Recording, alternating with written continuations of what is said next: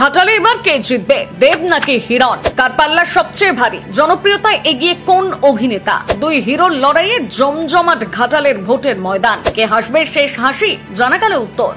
আসন্ন লোকসভা ভোটের সবচেয়ে চর্চিত কেন্দ্র ঘাটাল। ঘাটালে কোনো সাধারণ যুদ্ধ নয়, একেবারে কুরুক্ষেত্রের যুদ্ধ চলছে।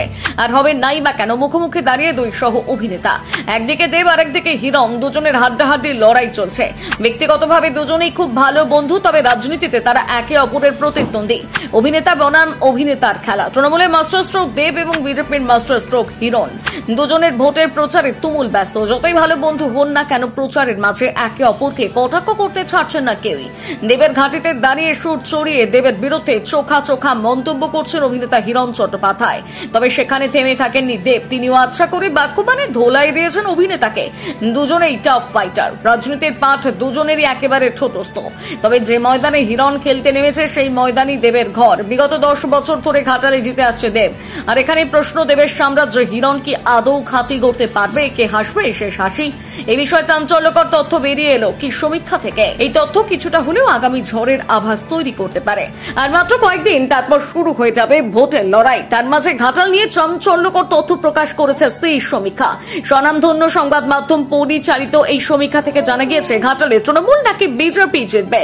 হাই ভোল্টেজ কেন্দ্র ঘাটালে তৃণমূল প্রার্থী দীপক অধিকারী ওরফে দেব, বিজেপি প্রার্থী হিরণ চট্টোপাধ্যায়। তবে এই টান টান লড়াইয়ে এগিয়ে জনপ্রিয় অভিনেতা দেব। হ্যাঁ, একেবারে ঠিক শুনছেন, সি ভোটারের তালিকায় সম্ভাব্য জয়ী হিসেবে নাম রয়েছে দেবের। অর্থাৎ হট সিটের দখলের লড়াইয়ে এগিয়ে তিনি। আর সমীক্ষা অনুযায়ী যদি দেব এবারের ঘাটালে জিতে যায়, তাহলে তিনি ভোটের লড়াই হ্যাট্রিক করতে পারেন। তবে আদৌ এই অনুমান বাস্তবায়িত হবে কিনা, এই নিয়ে কিন্তু প্রশ্ন থেকে যাচ্ছে। কারণ ভোটের নির্ঘণ্ট প্রকাশের আগে অভিনেতা দেবের নাম জুড়ে যায় গরু পাচার কাণ্ডে। তবে তিনি এই কাণ্ডে আদৌ যুক্ত কিনা সে বিষয়ে কোনো সঠিক প্রমাণ পাওয়া যায়নি। কিন্তু তাও সকলের প্রিয় অভিনেতার নাম এভাবে বেআইনি কাজে যুক্ত হতে দেখে অনেকেরই মন ক্ষুণ্ণ হয়েছে। আর এর বড়সড় প্রভাব হয়তো কোথাও গিয়ে ভোট দানে পড়তে পারে বলে অনেকেই মনে করছে। আবার অন্যদিকে হিরণ, যাকে নিয়ে প্রায় সময় ট্রোল হতে দেখা যায়, প্রচারে বেরিয়ে তিনি মাঝে মধ্যে এমন কিছু কাণ্ড ঘটিয়ে বসছেন যার ফলে বারবার বিতর্কের খাতায় তার নাম উঠে আসছে। একজন নেতা হিসেবে তার এমন কীর্তিকলাপ অনেকেই ভালো চোখে নিচ্ছেন না।